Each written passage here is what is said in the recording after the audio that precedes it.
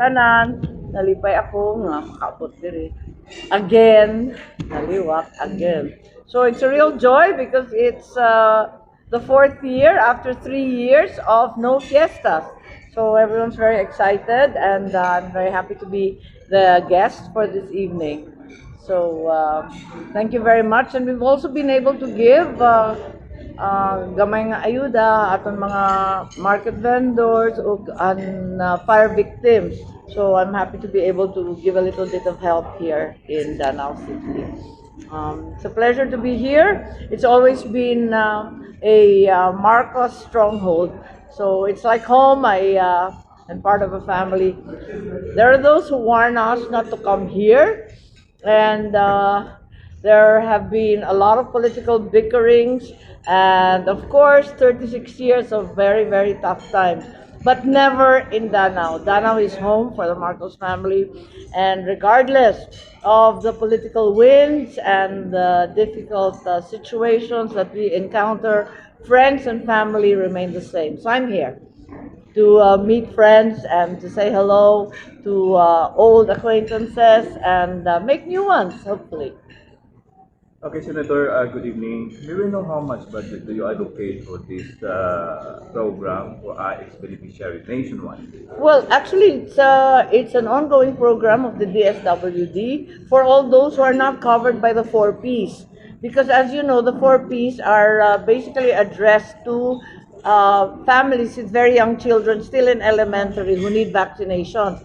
So there are those, the senior citizens, PWDs, and solo parents who don't access any help whatsoever, when in fact many of them are in a much worse situation. So we have a lot of bedridden seniors, for example, or PWDs who cannot avail of work opportunities. So these are the ones that we really need to help.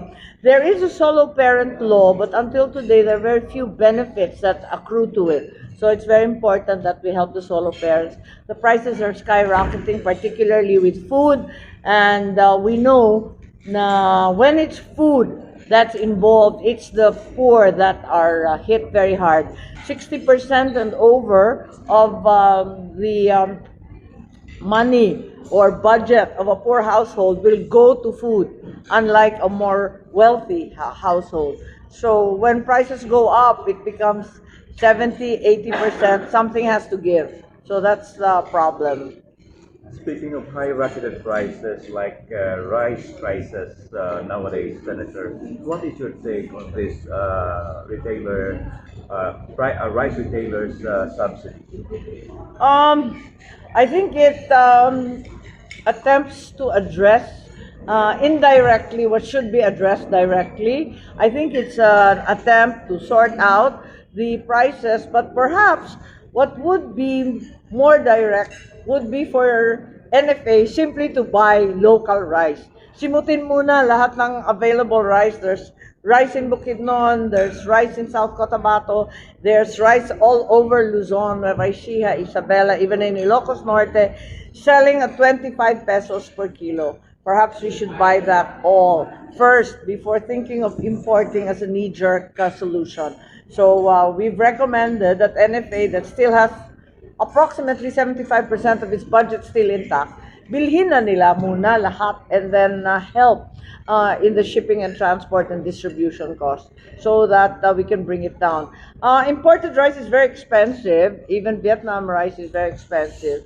And sadly, Cebu falls prey to all kinds of manipulation and shortages simply because there's not much rice in Cebu.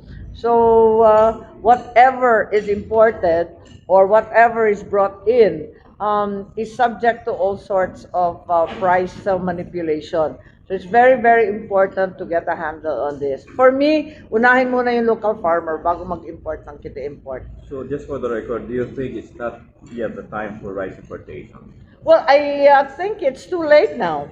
Honestly, because ang ani, the first crop is coming in 2 weeks. Mag-aani na at the end of September, and then the full crop will come in October.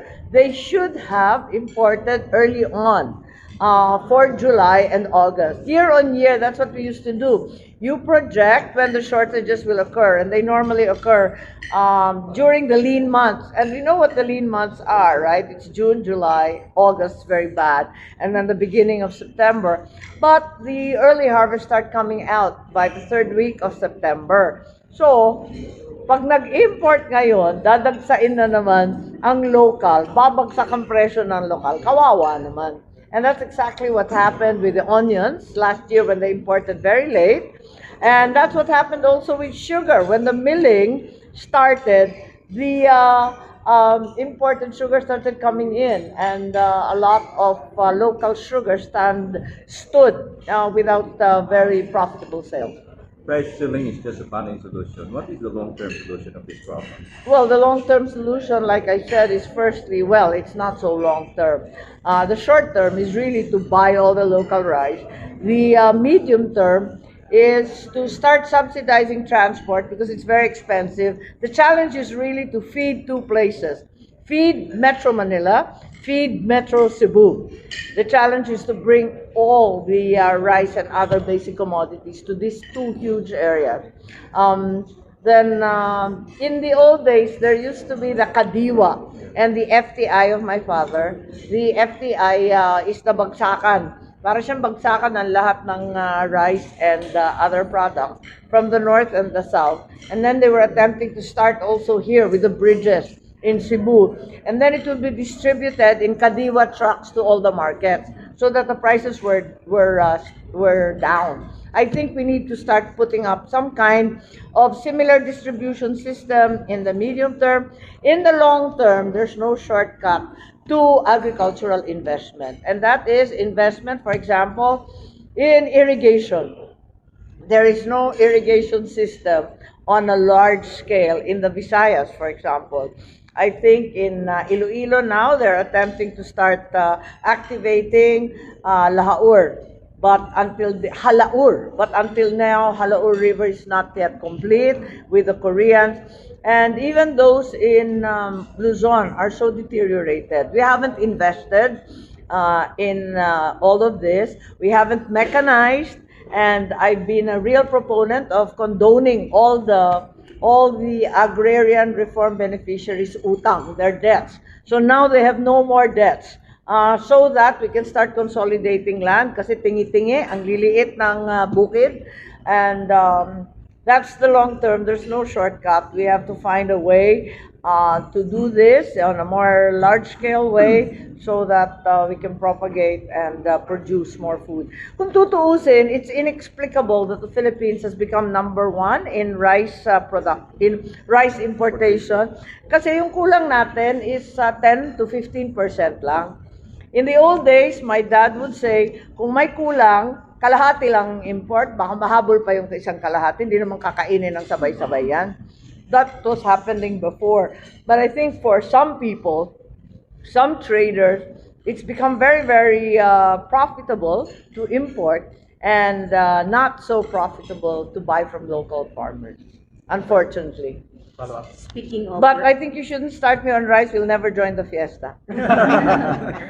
Senator, speaking of rice, doon sa Zamboanga City, sa isang bodega, more or less 43,000 na sakong bigas ang nasabat ng DOC. Anong text niyo po dito? Well, I'm very happy that the media particularly has been so active in identifying all these smuggled goods, all these imported goods, all this hoarding, and even providing the bodegas, the corporations. But unfortunately, it's only now that finally the Department of Agriculture people are activated, as well as the Bureau of Customs. My brother's frantically looking, I believe, for a Secretary of Agriculture. But with all these problems, it's been very difficult. Now, the more important thing is to get some people jailed. I mean, they have to get arrested. Baka naman puro showtime, papogi na lang itong mga raid na to. Wala pa ako naririnig na kakasuhan. Kasuhan na nila. Kasi 14 daw na cases will be filed. Have they been filed? Have they been prosecuted? The law for large-scale agricultural smuggling tantamount to economic sabotage, has been there since 2015, 2016, but I think only one person has ever been sued under that law. It's a long time with very little action. Speaking of mahal ng palaliton, Senator, atong siling labuyo ngayon is Yeah, I heard. How much is it in Cebu? 600 more or less. My goodness. So, yes, yung sisig nga, we have to savor the sisig kay may kuan. May sili labuyo, 300. Magkano kamatis dire? 300. 300 ang Manila. Yeah, it's unbelievable. Everyone can grow sili labuyo. Everyone can grow kamatis. And I don't know why these shortages are occurring.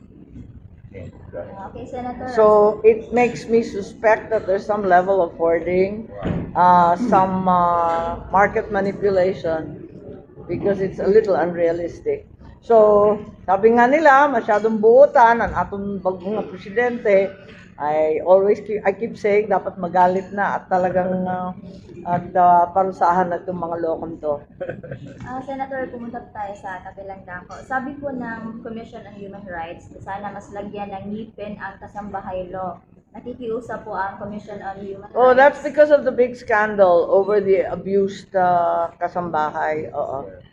Sa mga mambabatas na magpataw ng mas mabigat na parusa at makulong ang mga nagmamalupit sa mga kasambahay. Ano po ang sa inyo? Yes, I think totoo naman, you can have a bigger punishment. But the reality, ang hirap-hirap kasi mag-report. Para yung incestuous rape at yung mga issues sa loob ng bahay.